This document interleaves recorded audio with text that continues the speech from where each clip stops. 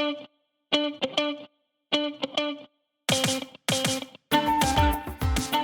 a todos y todas, bienvenidos a un podcast más de la Universidad Bíblica Latinoamericana. Yo soy Raquel Huertas, estudiante de la licenciatura de Ciencias Teológicas, y estoy con Ángela Trejo, quien ya es amiga del podcast, y estoy muy emocionada. Pero antes de presentárselas, ¿cómo estás, Ángela?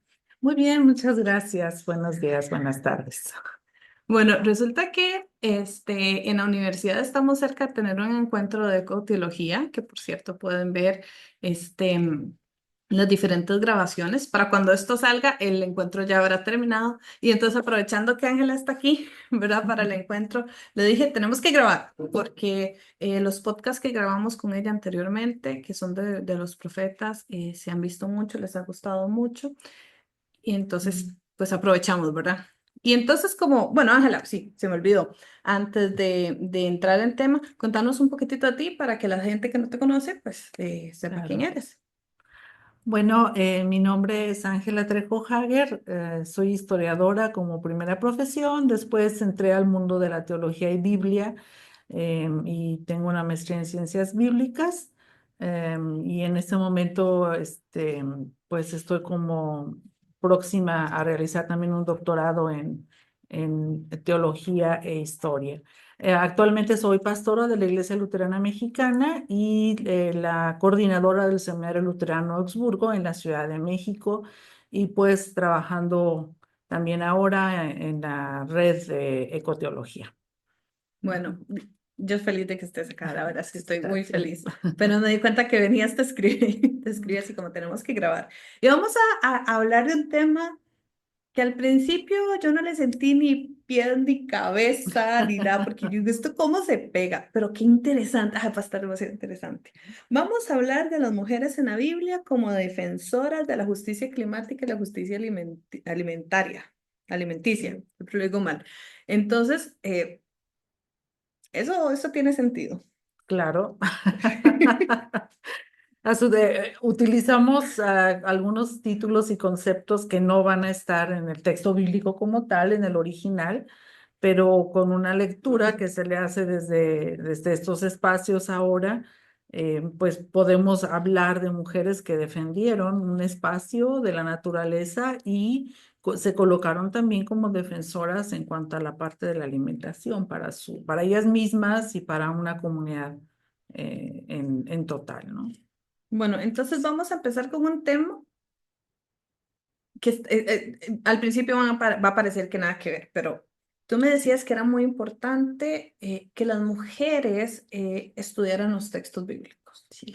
Y casualmente te comentaba también que, bueno, aquí en la universidad y en otras instituciones teológicas, qué difícil es que las mujeres entren. O sea, casi siempre el promedio son muchos hombres, pocas mujeres. E incluso para grabar los podcasts, cuando busco personas que hayan estudiado los temas, casi siempre son hombres los especialistas quien ha estudiado más el tema. Y me cuesta más encontrar mujeres. Y cuando las logro encontrar, hacer los horarios por la cantidad de carga, de hogar, de estudio, de familia. Sí, Qué sí, sí. complejo. Entonces, vos me decías que en la Biblia había un texto que hablaba de que las mujeres escudriñaban la Biblia. Entonces, yo estoy así como, ¿verdad? ¿Por qué no hablamos un poquitito del tema y me Claro que contás? sí. Sí, mi propuesta es que podamos partir justo de cómo hay un encuentro de hombres y mujeres griegas en Tesalónica con Pablo, que es uno de los primeros personajes que reconoce a los gentiles, a aquellos que no sean judíos. Quienes estudiamos la Biblia, pues sabemos que Pablo em, se evangeliza y habla del evangelio de Cristo en otras naciones. Y es muy interesante porque podemos pensar que a Pablo no le fue nada bien en la región de Grecia, ¿no? Por toda la filosofía que ellos manejan o manejaban también en ese momento y pudiéramos hablar incluso de ciertos fracasos de Pablo, sobre todo cuando coloca el tema de la resurrección, no le creen, lo corren, le dicen, estás loco, ¿no?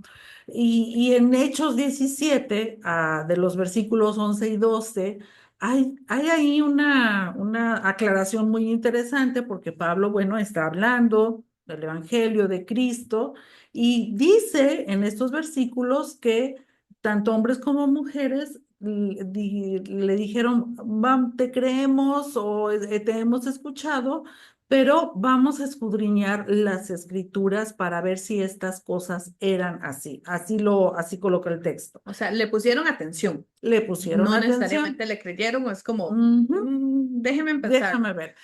Ujú. Cuando habla de escrituras, está hablando de la Torá, de la ley. En ese momento no debemos de pensar que era la Biblia, Sí, bueno, no con el texto existía. como es, Ajá. como tal, ahora lo conocemos, no existía, pero sí habla de la parte de la ley, ¿no? Entonces, y Pablo conocía perfectamente la ley, entonces seguramente hace un enlace en la ley y el pronunciamiento y el Evangelio de Cristo.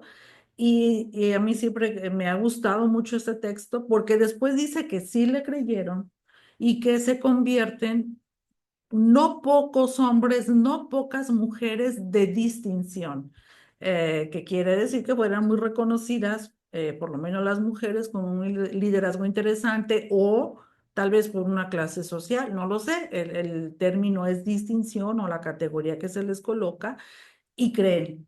Pero lo que yo rescato y de la propuesta que les traigo es la posibilidad de tomarse un tiempo, de pensar, de escudriñar y de decir, bueno, esto sí, sí me parece correcto, creo que esto es lo que Pablo dice está bien, es interesante, un tema diferente, y entonces lo asumen y lo expresan de manera pública a Pablo, ¿no? Dos cositas. Bueno, la primera es que eso yo siempre se lo digo a la gente de mi iglesia. Yo trabajo en una iglesia muy, muy sencillita, ¿verdad? Gente poco escolarizada.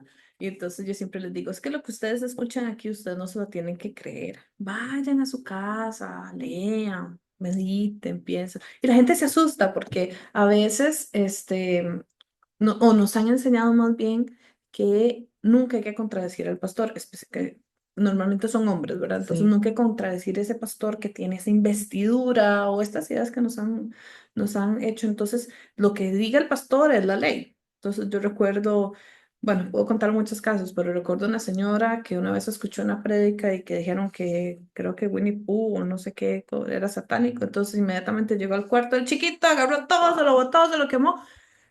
Entonces, como, ¿verdad? No, tal vez no todo lo que se diga allá adelante sea tal cual. Eso es una. Ahora, me llama la atención de algo, porque yo conozco el pasaje que estás hablando. Ujú, De hecho, insisto, lo digo mucho en la iglesia, ¿verdad? Como no escuche, no acepten todo lo que se diga de ujú, una vez, ujú. vaya y lo estudie. Pero, y supongo que aquí está también muchas ideas metidas, yo siempre pensé que eran puros hombres los que estaban escuchando. No, Habían muchas mujeres. había mujeres. La expresión es y no pocas mujeres. El texto sí lo dice, sí. Sí, sí, sí. Eso es muy interesante. Entonces ven mujeres. Bueno, no solo todos, todos y todas, pero tenemos que estudiar más. Así es, creo que es un llamado, y es un texto bien chiquito que casi no se trabaja de hechos, porque el personaje es Pablo, Ujú. los hombres judíos, los griegos, todos los discípulos, y se pierde, pero bueno, el libro de Hechos está lleno de mujeres y que ejercen liderazgos muy buenos, muy interesantes, y que por boca de ellas también el evangelio se mueve en un ambiente urbano, porque Hechos está colocado en un ambiente urbano. Los evangelios vienen de todo un ambiente rural de Ujú. los De caminos, pueblitos. pueblitos, Ajá. y Hechos se instala ya en comunidades más grandes, que pudiéramos decir ciudades, no como las En- nuestras ahora, De ese pero entonces, sí. ujú, sí. Bueno, entonces aquí tenemos este ejemplo de mujeres escudriñando la Biblia y nos interesa, aunque nos vamos a volver en el tiempo, nos interesa porque me estás contando que hubo un movimiento activista.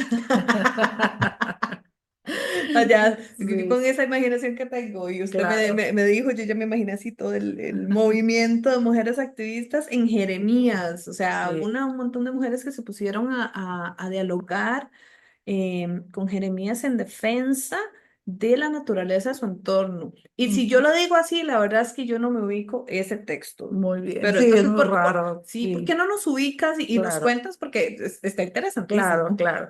Sí, bueno, Jeremías para empezar es un rollo grandísimo que da mucha flojera leerlo y yo lo entiendo. Además, los capítulos son inmensos y los versículos son más largos, ¿no? Parece Entonces, poesía eso. exacto.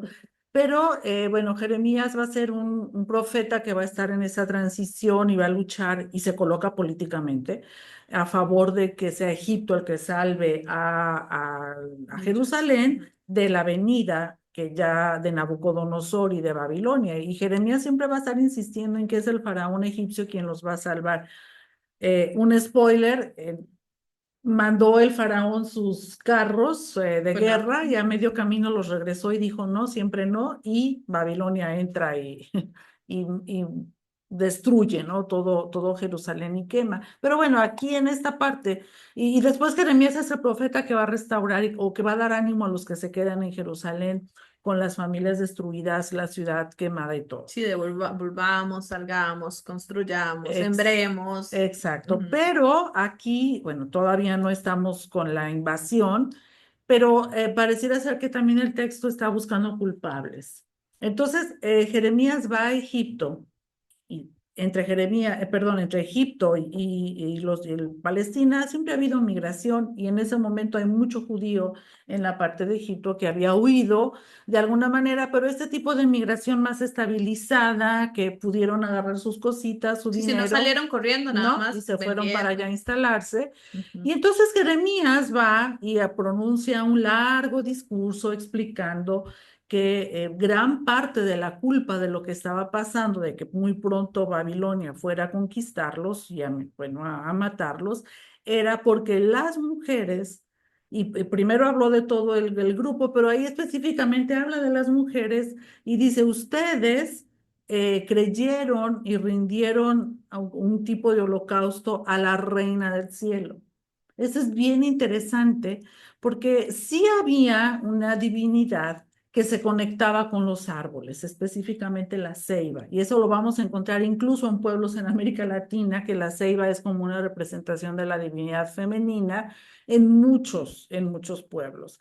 Y Jeremías dice, por culpa de ustedes, porque le hicieron tortas, es decir, cocinaron tortas a partir de su fruto y lo dieron a la reina del cielo. Por eso entonces Dios se enoja y manda un castigo. Esta manera de culpabilizar se va a ver en toda la teología cuando ya hay esa reflexión de esta entrada de Babilonia. Después hay otra teología que va a decir, no, pues fue parte del contexto, la cuestión política. Y él está hablando, es un discurso largo y ahí está Jeremías, pero es muy chistoso. Bueno, a mí me suena súper cómico, ¿no? Porque yo creo que Jeremías dijo, bueno, ya aquí eche culpas y regaña a los esposos y les dice, ustedes también estuvieron haciendo las tortas y cocinándolas y Te voy a parar ahí. ¿Qué es sí, torta para ti? torta era como Como un pan o de cebada o de trigo. No se le ponía jamón. Yo sé que en otros ok, países es como un como sanguchito, un digamos. Ah, sándwichito. ok, ok. Sí, no, también sé que para otros países puede ser como un Un pastel, un pastel, cake, ajá, que le ajá. Y llaman. aquí le decimos No, cake, no, entonces por eso era, pregunté. era un pan de trigo que acompañaba la comida, ¿no? Ok, ok. Y entonces regaña también a los esposos y les dice, ustedes también lo sabían e incluso ayudaron a cocinar Este estas pancito. tortas o este pan que se les rendía. Y cuando ya Jeremías termina, entonces las mujeres se levantan y le dicen, bueno, te hemos escuchado, ojo ahí, otra vez, ellas están en el planteamiento sí de escuchar, pero ahora vamos a hablar nosotras. Y entonces van dialogando en el capítulo o van colocándole a Jeremías y le dicen, mientras nosotras estuvimos al tanto de todo esto de la tierra, es decir, conectadas con el cuidado de nuestros bosques, conectadas con el cuidado de los animales que estaban en ese espacio, con el sobrevivir de los frutos que la misma tierra nos daba, nunca sufrimos de hambre ni de guerra. En el momento en que nos quitan, nos hacen a un lado y entonces cortan también esta espiritualidad femenina y esta espiritualidad de la divinidad femenina que va muy conectada con la alimentación, con el cuidado y todo se va en una espiritualidad muy masculina, muy de un Ujú. Yahvé único. En ese momento hay hambre y hay guerra. Entonces dicen ellas, no nos eches la culpa Claro. porque nos hiciste a un lado y nuestros maridos lo sabían y estuvieron con nosotras también. Sí, porque también sufrieron hambre. También sufrieron hambre. Claro, Jeremías, conforme va caminando el capítulo, dice, bueno, sí, sí las escucho, pero de todos modos él retoma su Y les echa argumentación la culpa. y dice, pues de todos modos tendrán que sufrir las consecuencias y todo. Bueno, sí las van sufriendo. Pero ahí hay esta voz de ellas que me parece bastante emocionante porque es una voz profética.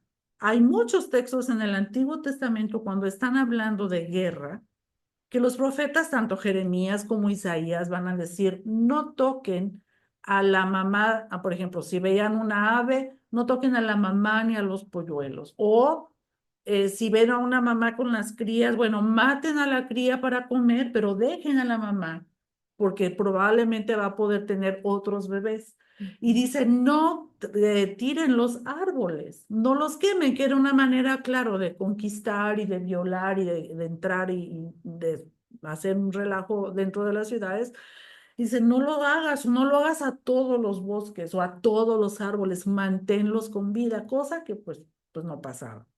Pero aquí también está hablando de cómo desde la religiosidad, cómo desde la monarquía, hay todo un corte con la cuestión del trabajo femenino y ellas están haciendo alusión a esto. Pues nos dejas fuera de tu proyecto religioso, del proyecto monárquico y entonces hay hambre y hay guerra. Lo cual también nos tiene que conectar con lo que últimamente se ha ido perdiendo o nos han estado quebrando. Estos esfuerzos comunitarios, sí, estos esfuerzos colectivos que en este tema de justicia climática tiene que decir muchísimo porque es la gente de los mismos pueblos que están sufriendo el cambio climático que los han hecho a un lado, que se han tomado decisiones de sembrar especies que no van con tu clima, con tu espacio, con tu manera del calor o del frío, se rompe, dejas a un lado a las personas que saben que han vivido ahí para meter a las transnacionales, una serie de marcas que solamente destruyen y erosionan los espacios. Sí, aquí yo lo he mencionado mucho, pero en Costa Rica tenemos un monocultivo muy grande de piña. Mm, Y la forma bueno, Costa Rica es el exportador número uno de piña del mundo. Entonces, la forma en la que se cuidan los cultivos con estos agroquímicos y todo es a través del aire. Entonces, no solo bañan los cultivos, sino bañan a la población alrededor. wow, sí, Entonces, sí, ¿verdad? Costa Rica tiene leyes y normativas ambientales muy interesantes sí. y muy buenas. eh, la forma de producir energía, energía limpia, etcétera. Pero por el otro lado también tiene estos otros lados de la balanza que uno dice, queda pensando, de verdad, qué difícil. Y cuánta migración por culpa del que ya no se puede sembrar hay, ¿verdad? Entonces estas familias que tal vez viven de lo que siembran y ya no pueden, porque ya sus tierras no dan por culpa, no por culpa de ellos, sino por culpa de los sembradíos que hay a la par, de las grandes, y Claro. son obligados a moverse para poder subsistir, Ujú, ¿verdad? De hecho, exacto. tengo muchas ideas en la cabeza. Sí. Bueno, quiero recalcar el hecho de que todas estas mujeres no eran extranjeras. Estamos hablando No, de judías, ¿verdad? sí, De en este hebreas, caso, digamos. sí. Ajá. Entonces, porque a veces cuando nosotros pensamos en otras deidades en el Antiguo Testamento, siempre pensamos que son los otros pueblos. Entonces, no. O sea, Israel tenía varias deidades, aunque yo sé que es un tema complejo de Sí, tratar.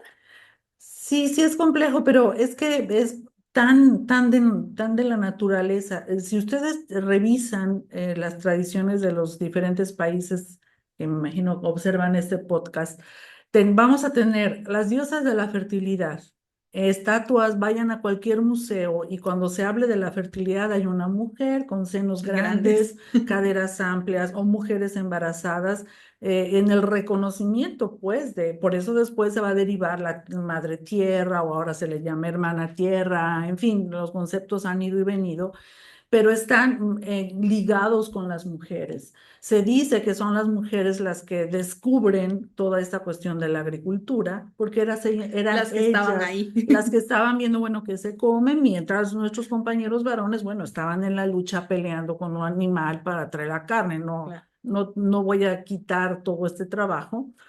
Y muchos de los descubrimientos de la comida va en ambos casos, pero también porque las mujeres tenían que decir pues, cómo hacemos la comida, cómo le hacemos para tener siempre algo en la mesa o donde se En el espacio comiera. de comer, Entonces, ajá. no nos debe de sonar tan extraño. Y si ustedes recuerdan, bueno, quienes estén cerca del texto bíblico, a partir de que la figura de Yahvé, este yavismo, que va muy conectado con la monarquía, hay una intención clarísima en decir, no van a hacer un altar a Jehová cerca de los árboles. No, o sea, porque todo se centraliza en el templo. Y uno acá muy cristiano del siglo, que estamos siglo 21. XXI, podemos decir, ay, qué bonito, es que todo se llevó al templo, porque pues nosotros conceptualizamos nuestra espiritualidad desde un templo. Pero es que en realidad lo que querían era, y lo lograron en la gran mayoría, era desconectarse con toda esta cultura de una divinidad femenina que era como la fertilidad y las mujeres. Y bueno, los árboles como la ceiba en este caso y otros más son esta representatividad de una cuestión. Y esto de, este llamado de la reina de los cielos, que lo vamos a ver también, por ejemplo, en la historia de Agar, se habla de la madre del desierto, esta mujer Agar que estaba en todo el espacio del desierto y queda instalada también en esta cultura musulmana y entonces en la judía se pierde y al cristianismo pues ya ni la retomamos, ¿no? Pero era el ver, la mujer es quien menstrua, la mujer es quien da vida, la mujer es la que atiende a los hijos y alimenta a los hijos Ujú. con la leche materna, pero también en la mesa. Entonces, era lógica esta tradición. Pero la monarquía viene a destruir todo esto. Bueno, aquí comercial, siempre que puedo hago comerciales. Les recomiendo dos podcasts. El número uno lo grabamos con la rectora de la Universidad, Elizabeth Cook, donde hablamos del papel de la mujer en la religiosidad hebrea. Y casualmente trabajamos mucho la deidad femenina, porque era la mujer la encargada en el hogar de transmitir la religiosidad o las creencias a sus hijos. Entonces, súper recomendadísimo. Es solo audio. Y luego hay otro que ese sí no me acuerdo del número, que lo grabamos con, creo que fue Dirish, creo que es que se pronuncia, donde hablamos de cómo Israel pasó a ser de politeísta a monolátrica, a tener una creencia monolátrica y luego monoteísta. Entonces, como había muchos dioses, luego había muchos dioses, pero solo se adoraba uno, y luego se dijo, no, que solo existía un dios. Entonces, súper interesante. Y ahí en los comentarios o en la descripción, voy a buscarlo y se los pongo. Bueno, esa era una de las cosas que quería decir de este tema que me parece maravilloso. Este, y había uno, bueno, sí, y es, bueno, aquí la conocemos como la reina de los cielos, pero la deidad femenina más grande era Asherah.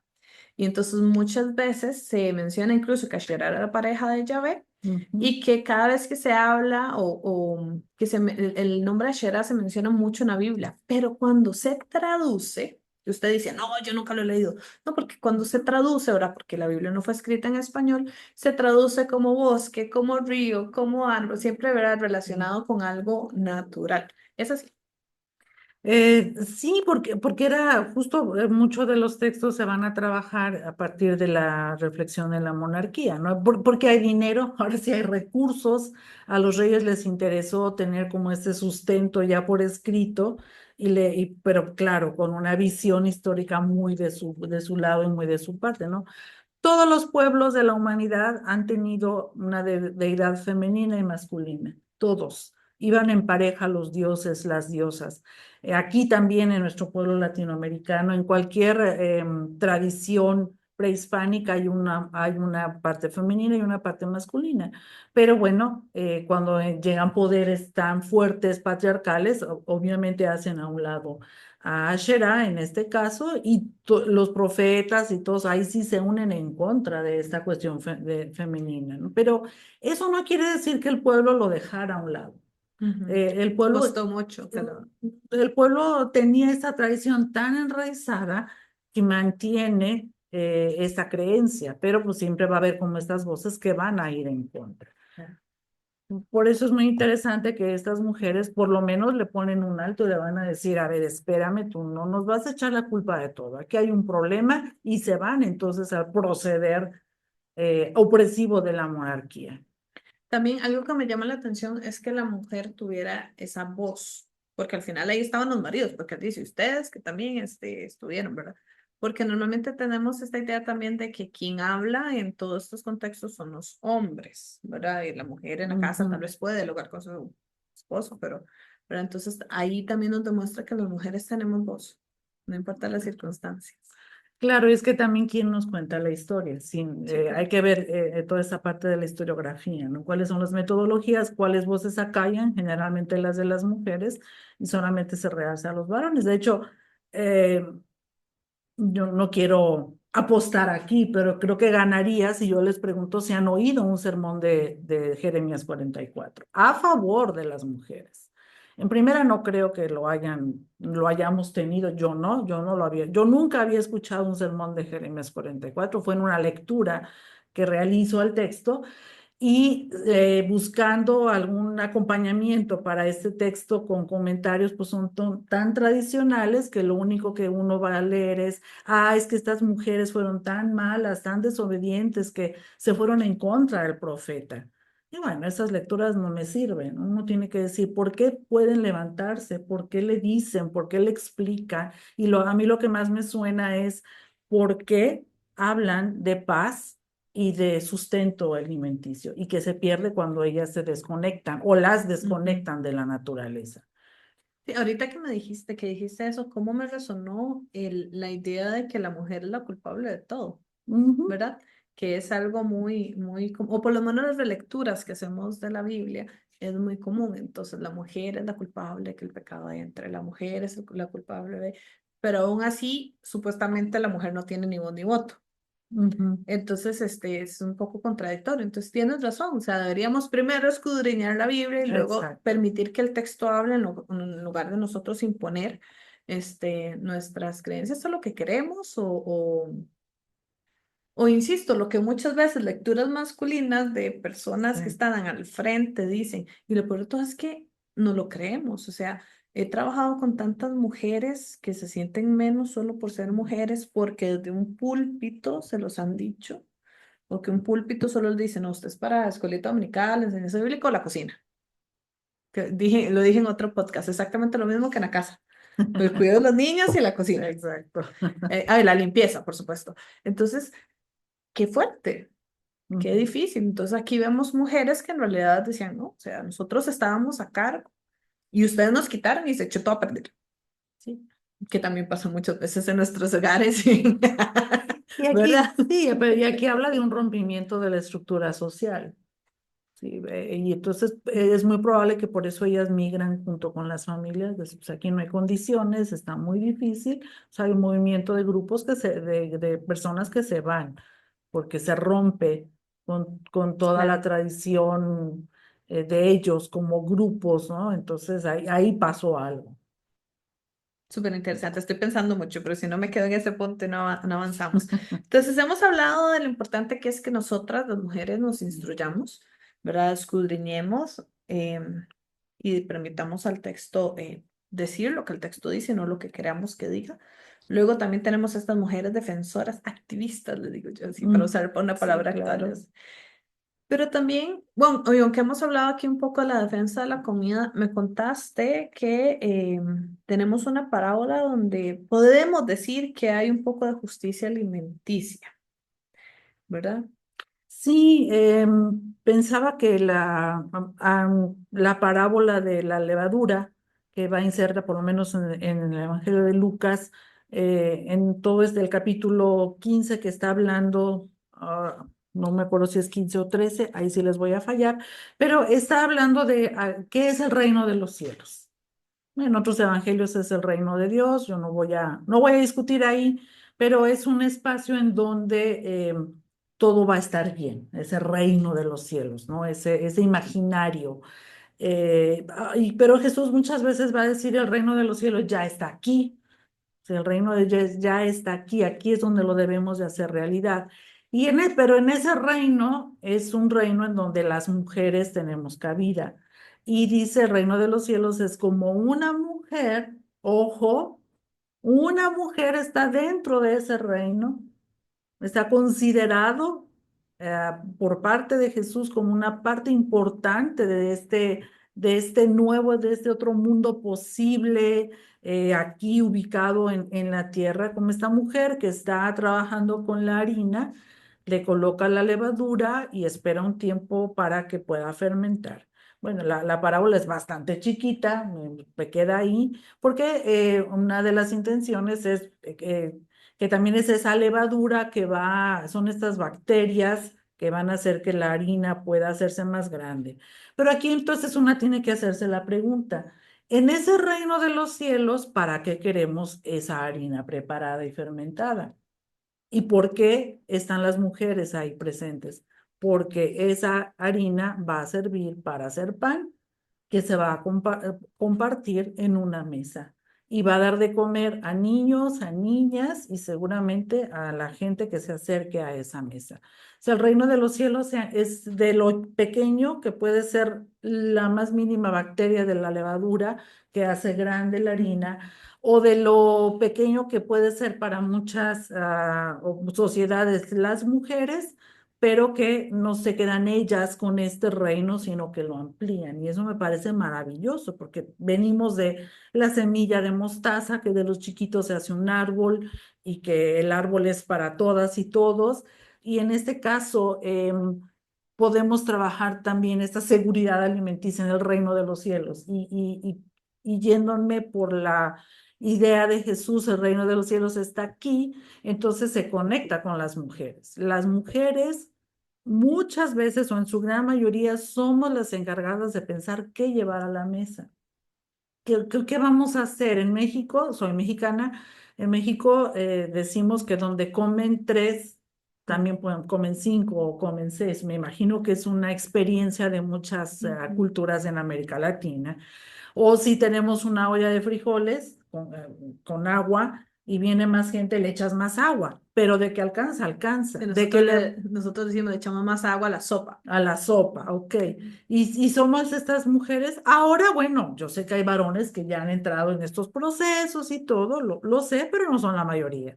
Pero la experiencia de las mujeres en el reino de los cielos es muy puntual. Y eso no es nada más una parábola que se le ocurrió a Jesús. Jesús era bastante observador, sabía que las mujeres eran las que trabajaban la harina y sabía, Jesús era muy, tal vez hasta él mismo hizo el pan muchas En algún veces, momento. pero él también era muy de la mesa.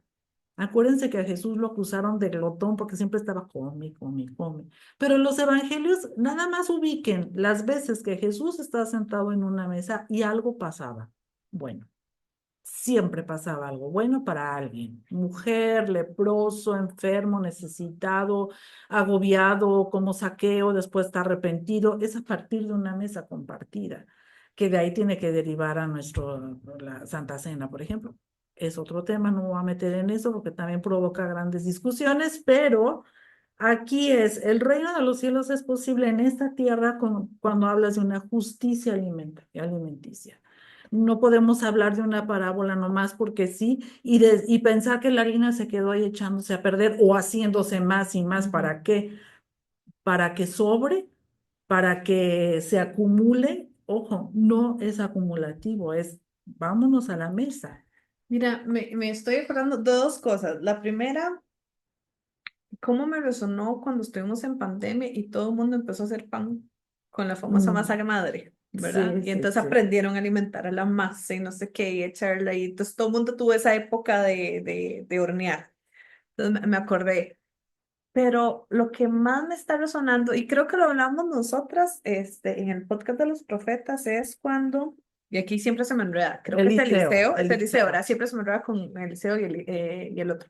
Va a la casa de esta señora y ella le dice, es que solo tengo para mi hijo y para mí y ya nos echamos a morir. Entonces, otra mujer luchando casualmente con el ejemplo de la harina, ¿verdad? Sí, Para sí. dar de comer a su familia. Este, no sé, siento que es como que igualita la historia, Sí, sí, me da serán. la impresión. Claro, porque en los poderes y en los gobiernos siempre hay gente que tiene hambre. El hambre hoy es una realidad en muchos países de nuestros pueblos latinoamericanos. Tristemente, estamos volviendo otra vez a estas problemáticas de hambre. Qué triste. Y tiene mucho que ver las malas decisiones o las buenas decisiones de los grandes economistas, pero que no están observando las necesidades reales. eh, eh, Todo esto transgénico, las empresas que están queriendo monopolizar, que ya nos contabas, ¿no? México tenemos la amenaza de la entrada de solamente una especie de maíz con esta empresa Sí. Monsanto, cuando nuestro país mexicano tiene más de 60 especies de maíz, entre colores, variedades, tamaños, y nos lo van a quitar o nos lo quieren quitar para meter uno solo, que provoca mucho daño a la salud. Y hay un movimiento ahí interesante como para decir, a ver, maíz es nuestro país, es nuestra cultura, no podemos deshacernos de eso, pero es que es justo lo que estas mujeres, vuelvo a Jeremías nada más rapidito, pues me desconectas y haces que migre y luego Claro. me echas la culpa, ¿no? En el caso de la parábola, esta mujer no tiene voz, pero tiene mucha acción, porque ella sabe la cantidad exacta, ella sabe cómo va a hacer que la harina se fermente y crezca, y ella sabe que esa harina va a esa mesa. Para mí, yo le pudiera decir a Jesús, ay, te faltó esa partecita de la Sí, donde parábola, la mesa, pero no me hace falta, pues, porque esa harina fue a una mesa y comió gente a partir de ahí. Entonces, el reino de los cielos es una realidad para darle de comer o que todos tengamos y todas tengamos lo necesario para comer en justicia alimenticia. es, bueno, a mí me resuena mucho porque yo siempre crecí en ciudad y no soy mucho de ir al campo, especialmente porque soy muy dulce para los bichos, entonces termino como toda picada de los- prefiero como estar ahí encerrada leyendo o cosas así. Pero la primera vez que escuché, y creo que fue aquí en la UL, que era una actividad de otra cosa, y escuché justicia alimenticia, siempre lo digo mal, sí, alimenticia, yo dije, ¿qué es eso? ¿Verdad? Y luego viajando con algunos agricultores, entonces me hablaban de intercambio de semillas autóctonas y de nuestras semillas y que ahora no se puede y yo sentía que me hablaban en chino y ya luego la entendí. Es que, Claro. de hecho, aquí, creo que es aquí en Costa Rica, no me acuerdo en qué país, hay una ley donde ya ni siquiera puedes usar tu propia semilla. Ok, Mm, entonces siembras arroz, frijoles, lo que sea. Entonces sacas semilla y no la puedes usar. mm, Tiene que ser la que tienes que ir a comprarla al gobierno exacto. y sembrarla. Entonces, no importa si tú mejoraste la semilla, no importa si siembras orgánico y esta otra semilla que vas a agarrar viene llena de agroquímicos, o sea, no importa nada, no puedes usar tu semilla. Entonces, qué fuerte, porque y ahí fue donde yo empecé a entender la justicia alimentaria, o sea, que todas las personas tenemos que comer y también las personas que viven de lo que siembran deberían perfectamente simplemente vivir de lo que siembran, felices, haciendo sus semillas, incluso si son buenas semillas, vendiéndoselas a los otros o intercambiando. Hasta eso yo no sabía si intercambiaban semillas y yo qué chido intercambiar semillas.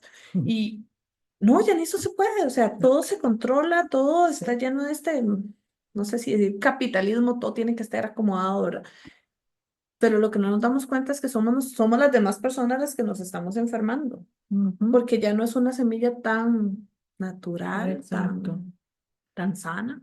De hecho, un dato interesante que leí hace poquito, hay mucha gente celíaca, o sea, que es alérgica al Ujú, gluten, ¿verdad? sí, del trigo. Y entonces, nunca me he hecho la pregunta, pero es muy lógica. Alguien decía, pero ¿por qué si toda la dieta casi que del mundo ha venido del trigo, porque de un pronto a otro ahora todo el mundo es celíaco? Y resulta que en 1800, casi 1900, una persona llegó y dijo, mejoré la semilla.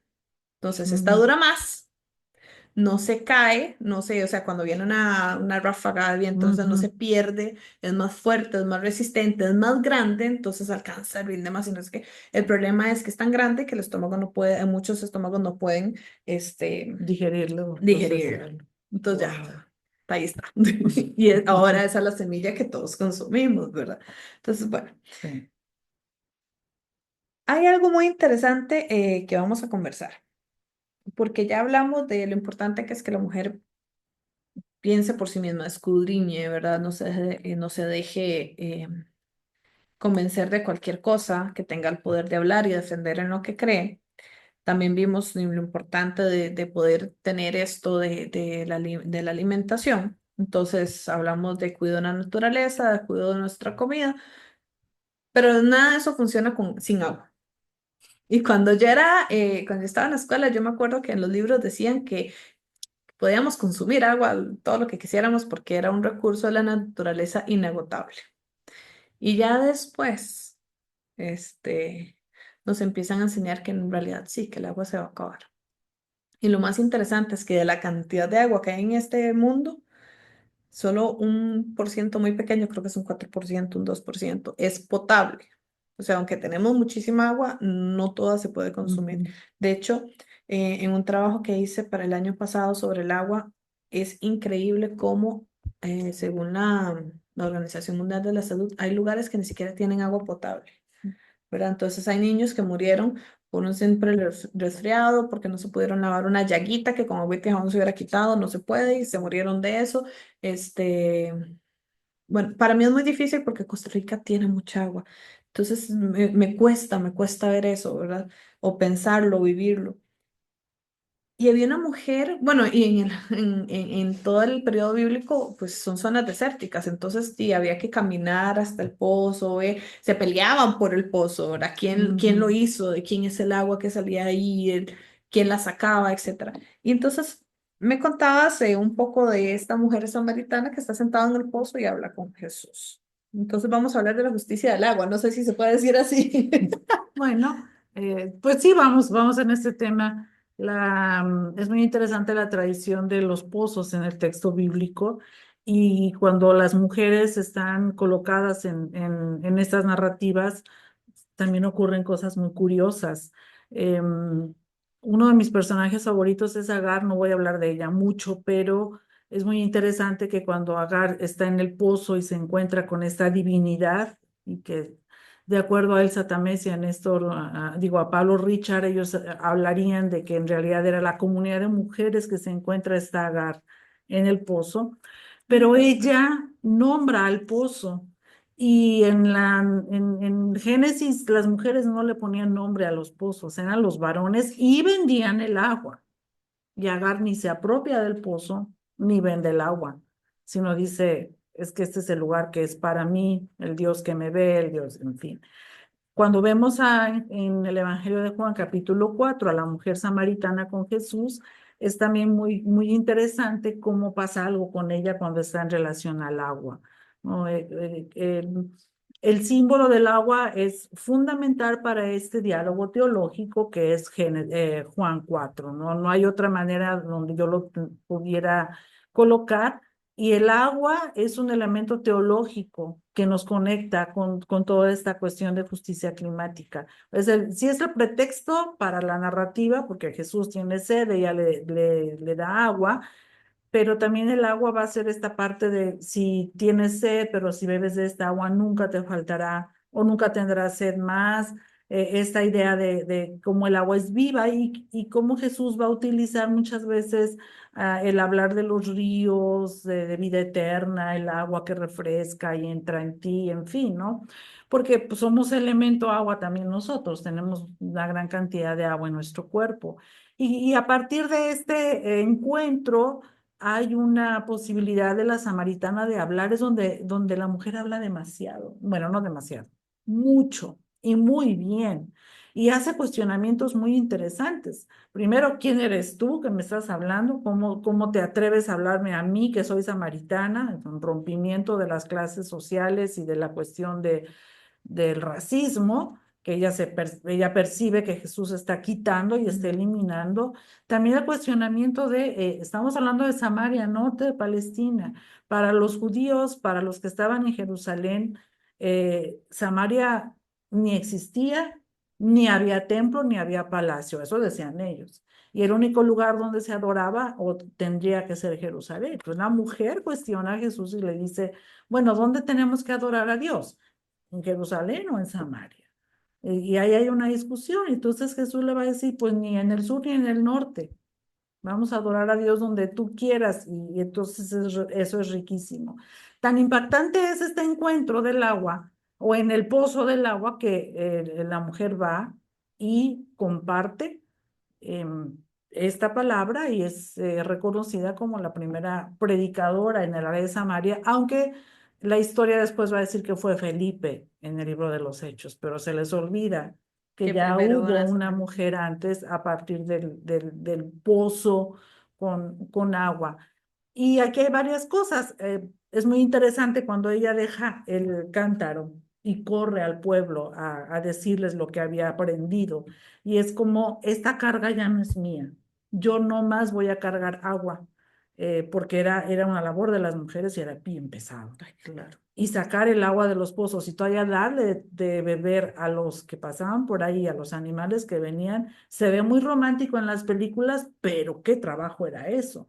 Entonces, cuando ella deja este cántaro, ¡pum!, a los pies de Jesús, ella va y corre y la gente le cree y luego vienen a ver a Jesús. Ahí hay muchos simbolismos que desde una perspectiva feminista puede uno ir retomando. Pero pues aquí también, cuando nos hacemos la pregunta, y este tema de cambio climático no tiene nada que ver con la teología ni con la Biblia, pues yo ahí pongo el ejemplo de la samaritana y Jesús. Están hablando del agua, está este elemento de vida que funciona para que ella pueda darse cuenta del evangelio y de lo nuevo y lo diferente, y entonces comparte la buena nueva. Y tuvo que ver el agua. El agua fue el punto teológico para derivar en la vida, la abundancia y la palabra de buena nueva. Yo nunca me había puesto a pensar en lo trabajoso que es cargar agua. Y te voy a contar lo que me está pasando a mí. Porque yo tengo una pequeña colección de suculentas, me encanta. Y no las riego con agua de tubo porque tiene cloro. Entonces, Mm. sí puede quemarle las raíces y no sé qué. Entonces, como aquí llueve a cada rato, tengo un barril gigante donde almaceno agua y cada vez que ocupo, Ujú. pues la riego. Resulta que por diferentes circunstancias tuvimos que mover esa colección al segundo piso, al techo, Oh, pero el agua se quedó abajo.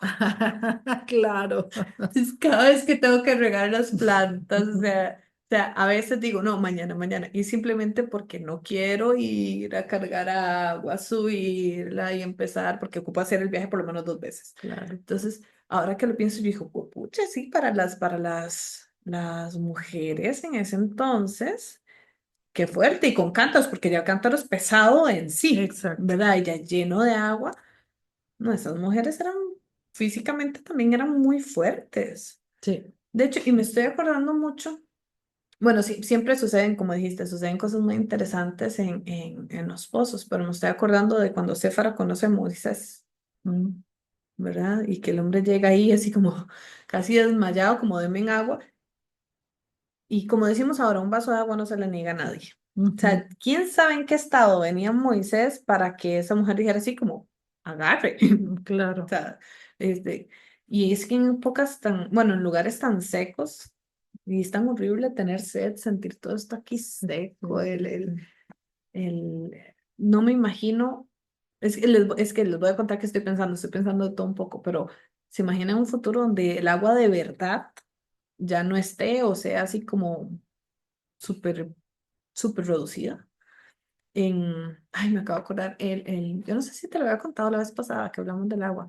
En el colegio nos pusieron a hacer un trabajo de crear un cuento futurista de cómo nosotros veíamos el mundo en 50 años, 100 años. Y una compañera hizo un cuento impresionante, que no me acuerdo todo el cuento, pero me acuerdo de dos cosas. Me acuerdo que era un futuro donde ya el agua escaseaba.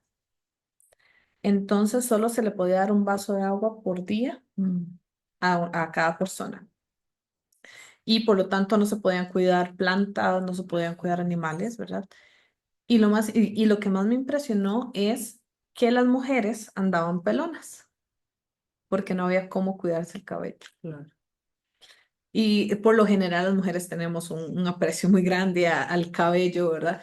Y yo decía, qué fuerte. O sea, si Sí. yo llego a ese futuro, no voy a poder cuidar mi cabello, Ujú. Sí. ¿verdad? Entonces, puedo entender un poco puedo intentar entender un poco lo que se está hablando y el por qué de verdad deberíamos cuidar estos recursos. Nosotras como mujeres especialmente. Sí, también como pensar que cuando rescata uno estas historias del texto bíblico, am, cómo lo traemos a nuestra actualidad y bueno, no lo pienso yo sola. Muy pocas mujeres están involucradas en las leyes de cambio climático, en las leyes por una justicia climática. Y ellas son las que sufren más. Hablando del agua, en muchos pueblos, cuando se acaba el agua, ellas tienen que ir a buscar cada vez más lejos algún río que esté funcionando. Son las que cargan más con esta situación o son quienes tienen que hacer un trabajo más fuerte para la búsqueda del alimento cuando todo está seco, cuando Claro. ya no hay posibilidad. Entonces, ¿dónde estamos las mujeres en estos grupos a nivel gobierno o a nivel eclesial o a nivel social? ¿Dónde está nuestra voz? Que esté diciendo de qué manera pudiéramos sumarnos a generar leyes o proyectos o movimientos que nos ayuden a todo el colectivo, no nada más a ellas, porque muchas veces, pues nuestras compañeras que están más en esta primera línea, ellas sabrían tal vez cómo hacerlo. Y no desconectarlas completamente, ¿no? Pero en los grupos de poder no tenemos tan fuerte a estas voces y se toman decisiones que no siempre van a funcionar. Ay, tengo un montón de historias que se me están viniendo a la cabeza con todo lo que dices y no me da tiempo de contarlas todas. Pero me gustaría, pocas veces interactuamos así con la audiencia, pero me encantaría que ustedes en los comentarios nos dejen experiencias, y Sí. nos enriquezcamos unos a otros y unas a otras, ¿verdad? Sobre lo que estamos hablando. Yo sé que nos escuchan de muchas partes de Latinoamérica, incluso en algunas partes de Europa, y todos tenemos historias diferentes con los recursos que tenemos, ¿verdad? Y hay lugares donde hay mucha agua y hay lugares donde no hay agua, y hay lugares donde hay mucha flora y fauna, y otros lugares donde está completamente desértico. Entonces, la forma en la que vemos los recursos es muy de contexto Sí, también, también. ¿verdad? Una vez hice un juego que estaba en Netflix de una mujer africana que tenía unas visitas en casa, que entonces quería hacerles un cafecito o algo así. Pues entonces uno tenía que ir con la mujer llevándolas. Era increíble porque ella caminó mediodía para llegar al río, agarrar un cántaro de agua y devolverse otro mediodía para poder hacer el café a sus visitas, de unos amigos que hace mucho tiempo no veía. Y yo decía, se le fue todo el día trayendo agua, todo el día trayendo el agua. Y entonces luego leí otro reportaje que decía que por qué, digamos, hay lugares empobrecidos donde no hay donde no salen muchos científicos o muchas personas estudiadas o incluso que no hay genios, ¿verdad? Y entonces alguien decía, es que si estas personas solo para sobrevivir necesitan gastar cantidad de tiempo buscando sus recursos, ya sea de casa, buscando agua, haciendo comida, ¿en qué momento van a estudiar? Además de que el estudio no necesariamente es gratuito. Entonces, ¿en qué Ujú. momento se van a descubrir que existen estas personas con grandes mentalidades o lo que sea, si ya tan solo el hecho de sobrevivir en su entorno les está quitando ese montón de oportunidades? Entonces, son cosas que tal vez uno no piensa, pero son realidades que otras personas viven. Entonces, ¿qué les parece si ustedes nos dejan ahí en los comentarios, Sí. sus historias, algo que les impactó de este podcast o sus historias acerca de los recursos, qué tienen que hacer ustedes para conseguir el recurso? Algunas personas nada más van y consumen y ya, otras personas pues no es tan fácil, ¿verdad? Entonces, cuéntanos un poquito de eso. Ángela, me encanta hablar contigo, me Gracias. encanta aprender. Es que siempre que hablamos yo termino así como, termino con demasiadas ideas en la cabeza y tengo que llegar y escribir y Claro. ahí tengo, desde los podcasts pasados tengo como varios artículos que quiero escribir, pero ahí las tengo, las ideas guardadas, porque de verdad, qué interesante poder ver el texto y todo lo que nos han mostrado desde otras perspectivas, no necesariamente desde esta perspectiva la que siempre nos cuentan, Mm. que ese es el problema. Y no necesariamente está mal. No, Bueno, no, no. ¿verdad? Pero no necesariamente está mal, pero qué importante también aprender a ver los textos y pequeños detalles, porque al final lo que nos mostraste son pequeños detalles que están en los textos, pero que están ahí y que tal vez uno no los ve porque ya ve una imagen más grande o nos han enseñado una imagen más grande o nos han dicho vean más para acá que ver para allá, ¿verdad? Ujú. Entonces, me parece sumamente interesante. Entonces, ¿qué te parece si nos das unas palabras de conclusión o una reflexión final de todo esto que hemos hablado el día de hoy? Claro, pues animar a todas las personas a que tengamos la oportunidad de hacer preguntas al texto bíblico, de dar este espacio de diálogo, pero pues sobre todo a las compañeras mujeres, que no nos quedemos con una sola idea, sino que tratemos de buscar. Hay muchos medios mucho más comprometidos, revistas mucho más serias, y que leamos a compañeras biblistas, a compañeras teólogas que van en este camino. Creo que eso es muy importante y que en esta emergencia de cambio climático pues no escuchemos estas voces de odio y de decir no pasa nada, nos salimos de las agendas verdes y hasta ahí se acabó, cuando en realidad el tema y el problema lo tenemos en nuestros propios contextos. Y si somos gente de iglesia, que nos sumemos con este tipo de reflexiones teológicas, bíblicas, que nos sumemos a tal vez desde las liturgias, introducir poco a poco estos temas y que podamos ir más allá. E insisto en que busquemos en nuestras propias comunidades dónde se están tomando estas decisiones, en nuestros propios espacios, y decir, bueno, creo que nosotras podemos decir algo más porque yo sé dónde sale el agua mejor o la semilla o como lo queramos o lo trabajemos, pero que estemos ahí. Y que la iglesia sea siempre un espacio donde podamos avanzar y dialogar en esos temas. Esa sería como una idea final. Muchísimas gracias, Ángela. Entonces, ya saben, pueden dejarnos todas sus preguntas, comentarios. Igual Ángela va a estar viendo los comentarios ahí que pongan en YouTube. Entonces, si tienen alguna pregunta sobre el tema, o si no, yo se la redirecciono y les mando la respuesta. Entonces, Bien. muchísimas gracias por vernos, escucharnos hoy.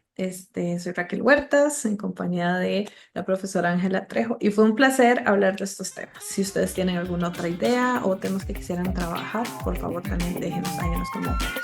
Nos vemos en una próxima. Chao. Gracias, adiós.